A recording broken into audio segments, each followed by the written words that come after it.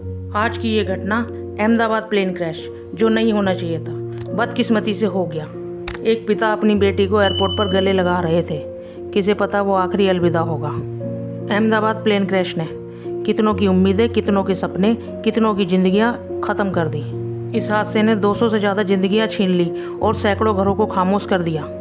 क्या आपने कभी सोचा है कि सुबह का एक आम दिन सैकड़ों परिवारों के लिए ज़िंदगी की सबसे बड़ी त्रासदी बन सकता है। 12 जून 2025 अहमदाबाद। इसको हमारा देश और ये दुनिया कभी नहीं भूल पाएगी। एयर इंडिया की फ़्लाइट AI 171 जो लंदन गेटविक के लिए उड़ान भरने वाली थी, टेक ऑफ के कुछ ही सेकंड बाद BJ मेडिकल कॉलेज के हॉस्टल पर गिर गई। सिर्फ 4 मिनट में सब कुछ ख़त्म हो गया। सुबह 6:12 पर AI 171 ने अहमदाबाद से उड़ान भरी थी।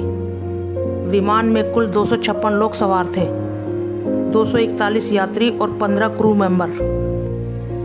टेक ऑफ के कुछ सेकंड बाद पायलट ने मायडे कॉल भेजा। वह कह रहा था, left engine fail on thrust, emergency landing requested. लेकिन ज़मीन पर लौटने से पहले ही प्लेन ने नियंत्रण खो दिया। सिर्फ 4 मिनट में सब कुछ ख़त्म हो गया। प्लेन गिरा सीधा BJ मेडिकल कॉलेज के हॉस्टल पर।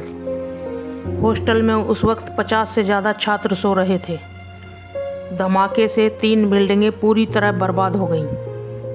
कैप्टन सुमित सब्रवाल को 8,200 घंटे का विमान उड़ाने का एक्सपीरियंस था। कैप्टन क्लाइव कुंदर AI 171 के को पायलट थे।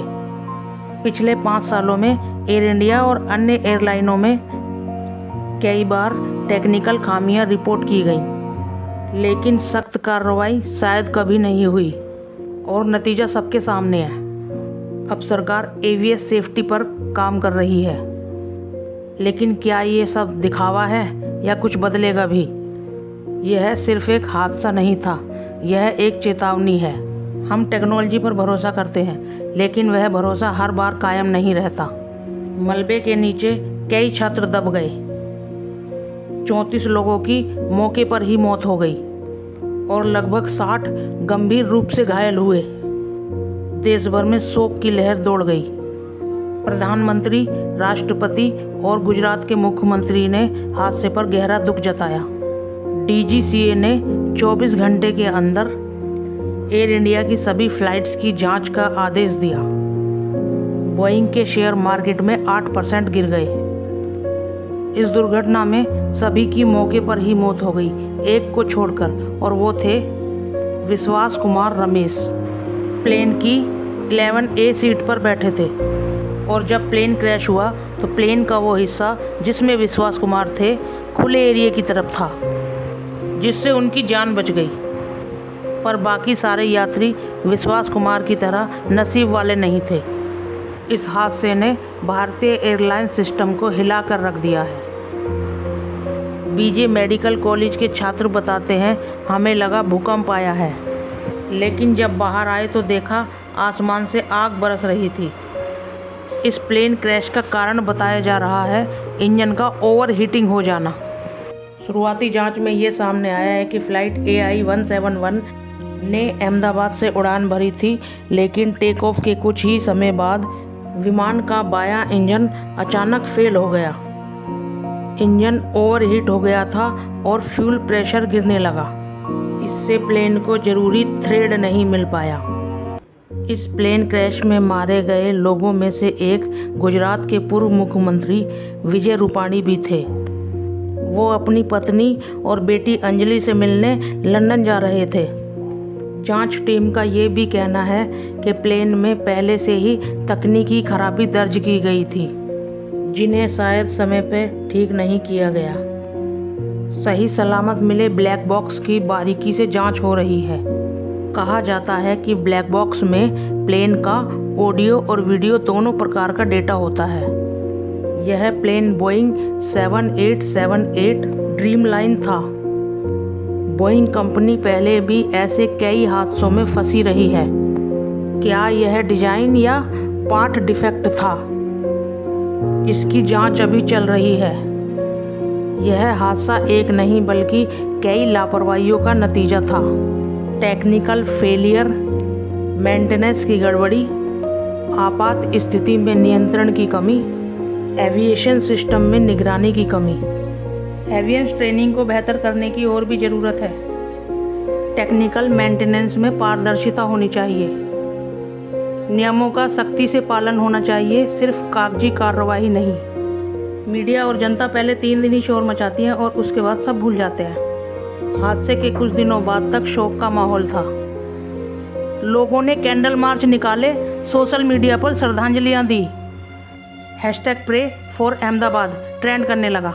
लेकिन क्या ये सब काफ़ी है? जब तक आम आदमी उड़ान से पहले प्लेन के सेफ्टी रिकॉर्ड को जानने की मांग नहीं करेगा, जब तक हम खुद सवाल नहीं पूछेंगे, तब तक कोई सिस्टम नहीं बदलेगा। हमें समझना होगा, चुप रहना भी एक प्रकार की भागीदारी है। एविएशन एक्सपर्ट ने कहा कि AI-171 का हादसा एक कंपाउंड फेलियर था। मतलब एक नहीं, कई सिस्टम एक साथ फेल हुए। Engine overheating, auto pilot fail, radio link का रुकना, फ्लाइट कंप्यूटर में डेटा लॉस। इन सब का मतलब है कि या तो फ्लाइट की मेंटेनेंस में बहुत बड़ी लापरवाही थी या कोई डिज़ाइन फॉल्ट जिसे बोइंग छुपा रहा था। कुछ विशेषज्ञों ने बोइंग 171 की सर्टिफिकेशन प्रक्रिया पर पुनर्विचार की मांग की है। यह हादसा चेतावनी ही नहीं बल्कि एक अवसर भी है बदलाव लाने का। भारत सरकार को चाहिए कि एयरलाइंस कंपनियों को पब्लिक सेफ्टी की रेटिंग जारी करे। हर टेक ऑफ से पहले स्वतंत्र सेफ्टी ऑडिट जरूरी हो और एविएशन स्टाफ के मानसिक स्वास्थ्य को भी प्राथमिकता दे। अगर ये बदलाव नहीं हुए तो अगले हादसे की घड़ी सिर्फ कुछ ही किलोमीटर दूर है। अमेरिका में FAA के कानून के कारण प्लेन टेक ऑफ से पहले हर बिंदु पर स्कैन होता है। FAA जांच करता है कि कोई हवाई जहाज सेफ है कि नहीं। पायलट को ट्रेनिंग और लाइसेंस जारी करना। FAA सुनिश्चित करता है कि पायलट पूरी तरह प्रशिक्षित हो। एयरपोर्ट्स को मान्यता देना, जैसे कितने घंटे कोई पायलट लगातार उड़ान भर सकता है। एविएशन हादसों की जांच। FAA या NTSB एक दूसरी अमेरिकी एजेंसी के साथ मिलकर हादसों की जांच करता है।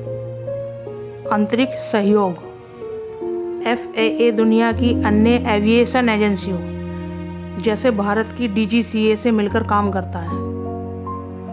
जापान में फ्लाइट डिपोर्ट होने से पहले 3 लेवल की चेकिंग होती है। यूरोप में पायलट की 6 महीने की मानसिक जांच होती है। क्या भारत में ये सब होता है? यदि नहीं तो अब समय है सीख लेने का और खुद को बदलने का। तो दोस्तों, हम उम्मीद करते हैं हमारे जीवन में ऐसी दर्दनाक घटना फिर ना हो।